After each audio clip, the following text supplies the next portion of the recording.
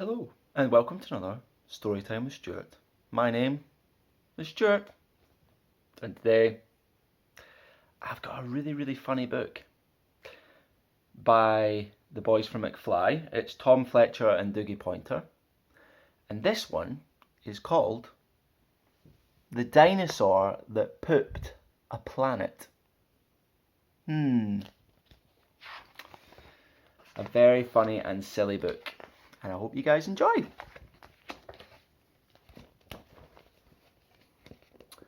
Danny the dino...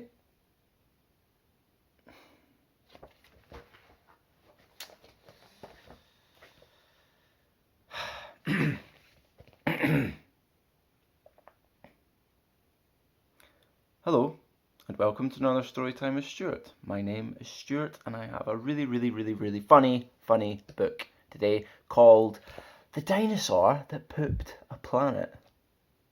And it's by Tom Fletcher and Dougie Poynter. And I hope you guys enjoy.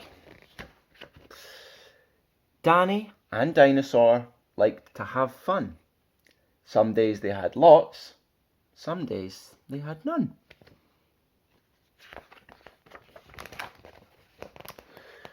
One day they were bored. They had no games to play. Danny said, "Dinosaur, what shall we do today?" "We could mow the lawn, we could tidy the place, we could do our chores, or we could go to space." "But you mustn't forget to have lunch," said their mummy. "You cannot have fun without food for your tummy."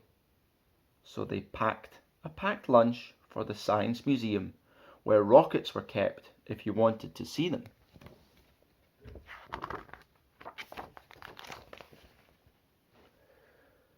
There were hundreds of rockets and spaceship surprises, tall ones and small ones of all shapes and sizes, and one that was ready to launch with a door big enough for a boy and his pet dinosaur.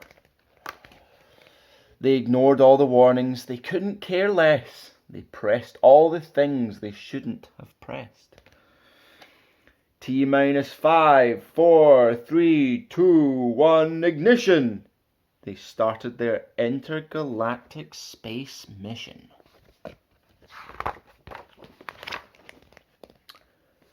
They flew higher than houses and buildings and cranes, much higher than birds, even higher than planes. "We're in space!" Danny yelled as they floated around, but the dinosaur's tum made a rumbling sound. "Is it time to have lunch?" Danny looked at his watch. Then he looked all around for the dino's lunchbox. Danny started to worry, and then started to panic. They'd left their packed lunches back home on their planet. So with no food on board, not the smallest of crumbs, a disastrous dinosaur feast had begun. It gobbled up gadgets and gizmos galore. Nothing was safe from the space dinosaur.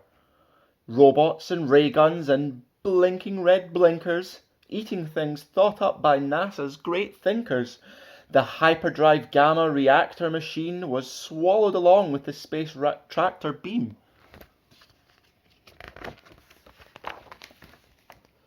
It chewed and it chomped on the spaceship controls. The rocket was dotted with dino tooth holes. Inside it was bare. The spaceship was empty. Outside there were more things to eat. There were plenty. It broke down the door with a cool ninja chop. Out in space, dinosaurs are much harder to stop. It chomped on the moon like a big chunk of cheese, and then shoved even more in its mouth with a squeeze. It munched on the Martians from Mars and their cats. Their cats are like ours, but their cats wear cool hats. Satellites, Saturn, and 6 supernovas, shape-shifting saucers, and 7 space rovers.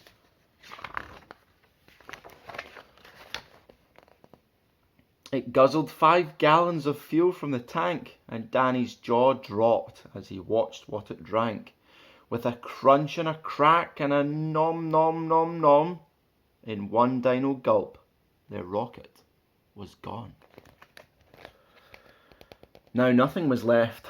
All Danny could see was a fat dinosaur where the rocket should be. And so they were stranded with no way back home. Just Danny and Dino in space all alone. Now Danny was crying. He cried and he cried. He cried and his tears filled his spacesuit inside. Unless they were going to stay there forever, the dinosaur needed to do something clever. With the feeling of guilt deep down in his gut, his brain brewed a plan involving his butt. It knew there was only one thing it could do. To get them back home, it needed to poo.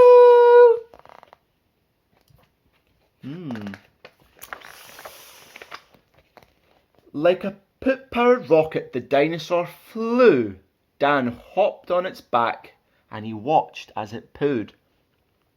It pooped out the robots and ray guns and blinkers, the things NASA's thinkers thought up were now stinkers. It pooped out the moon, it pooped out the stars, it pooped the space rovers and Martians from Mars. When Danny looked back, he could see a poop trail from far out in space to the dinosaur's tail. They headed for Earth and they started to orbit. It pooped on the clouds, but the clouds just absorbed it. They flew past the buildings and streets of their town, leaving the houses all smelly and brown, and finally landed back down on the ground. "Hooray!" Danny cried. "We're home safe and sound." They looked to the sky, and the things that were pooed had formed a poop planet right next to the moon.